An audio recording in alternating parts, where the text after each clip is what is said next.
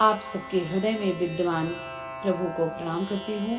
आज का विषय है आनंद प्राप्ति के क्या रहस्य हैं, या कहूँ जीवन में आनंद को कैसे प्राप्त करें। जैसा कि हम सब जानते हैं, सुख की आकांक्षा हम में से सबको होती है और यह स्वाभाविक होती है और इसकी चाहत सबको होती है और इसकी चाहत भी सब रखते हैं। निरंतर सुख हमें प्राप्त होता रहे, ऐसी आकांक्षा हर एक मनुष्य करता है।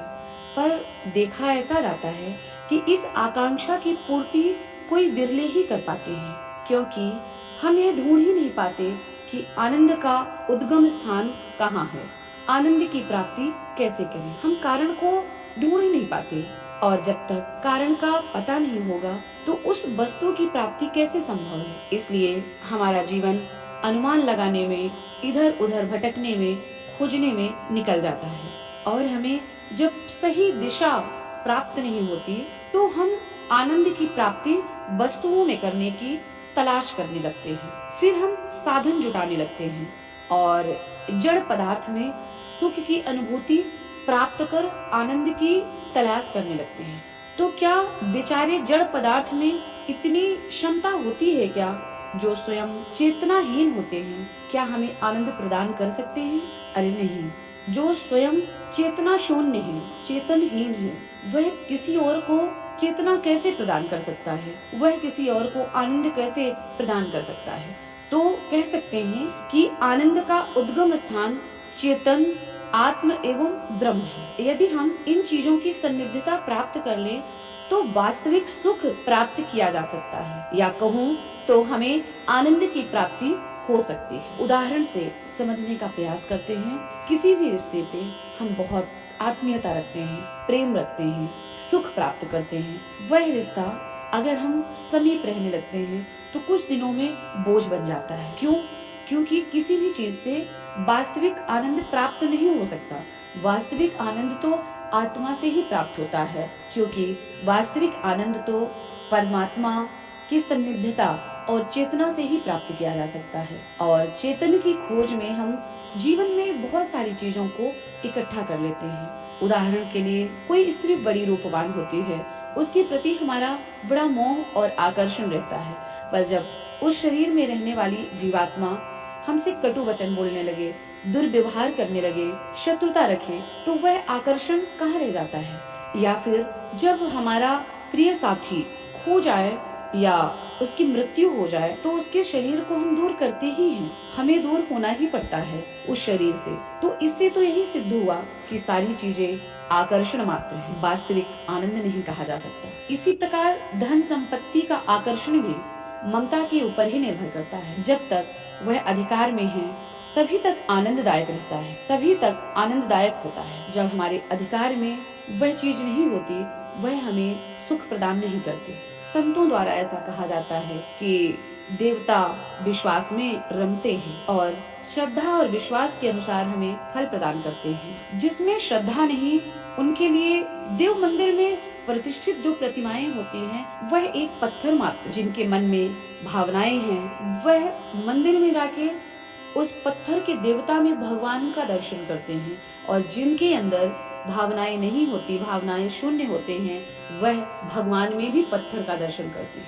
कोई धाम में भी रहता है तो उसे मामूली जगह की तरह ही वह रिएक्ट करता है, उसके कार्य पद्धति मामूली जगह की तरह होते हैं। और कोई मामूली जगह में रहता है लेकिन अयोध्या धाम जैसे अपने जीवन को परिणित कर लेता है, तो उसके लिए वह मामूली जगह अयोध्या के समान हो जाती है। किसी के लिए गंगा भी एक मामूली नदी मात्र है, क्योंकि भावना के बिना इसकी पवित्रता प्रदान करने वाला गुण कहाँ टिक पाता है। अगर हम किसी भी चीज से भावनाओं से ओतप्रोत हैं तो हर कंकड़ में शंकर दिखाई देगा, और हमारे अंदर भावनाएं नहीं है, श्रद्धा नहीं है, विश्वास नहीं है, तो शंकर में भी कंकड़ नजर आएगा। तो इस दृष्टि से विचार करने पर यह निष्कर्ष निकलता है कि जड़ पदार्थों में वस्तुतः कुछ भी आकर्षण नहीं होता, ना ही कोई आकर्षण होता, ना ही कोई लाभ और ना ही कोई आनंद की प्राप्ति की जा सकती। जो कोई भी आकर्षण और आनंद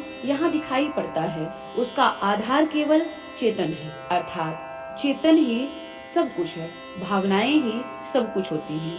कहीं तो हमारा अपना चेतन किन्हीं वस्तुओं को अपना मानकर उन्हें प्यार करने पर उन्हें प्रिय समझने लगता है, और कहीं दूसरों का चेतन अपनी उत्कृष्ट प्रवृत्तियों का परिचय देकर हमें उल्लास और आह्लाद से ओतप्रोत कर देता है। इसीलिए जड़ पदार्थ तो केवल सुविधाओं के स्थूल उपकरण मात्र हैं। उनसे हमें सुविधा प्राप्त की जा सकती है, कुछ समय के लिए सुख की प्राप्ति भी कही जा सकती है। तो इसलिए जड़ पदार्थ के पीछे हमें पागल नहीं होना चाहिए।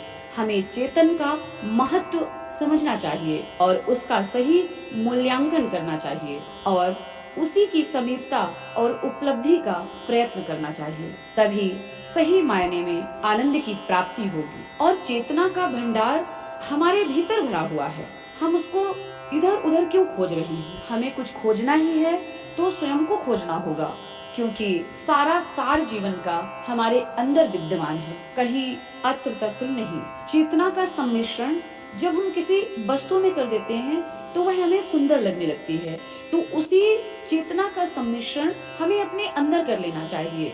तो हम स्वयं को समझने लगेंगे और हम खुद को सुंदर लगने लगेंगे और खुद हम आनंद प्राप्त करने लगेंगे। तो ऐसी दशा में हमें संसार के बाहरी तत्वों, बाहरी पदार्थों के पीछे नहीं जाना चाहिए। जब हम अपनी भावना पर ही सब कुछ प्राप्त कर सकते हैं तो हमें अपनी भावनाओं से अपने अंदर खोज करना चाहिए। सारे पदार्थों में चेतन ब्रह्म की सूक्ष्म सत्ता मौजूद होती है। उसी को हम जब ममता में दृष्टिकोण के साथ देखते हैं तो सौंदर्य का आभास होने लगता है।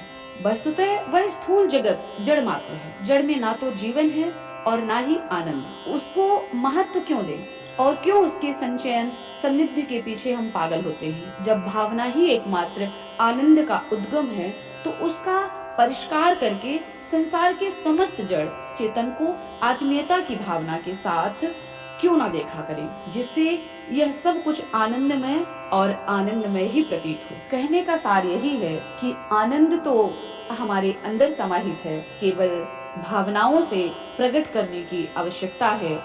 विश्वास और श्रद्धा के द्वारा आप चेतनशील हो सकते हैं और खुद से आनंद को प्राप्त कर सकते हैं, प्रकट कर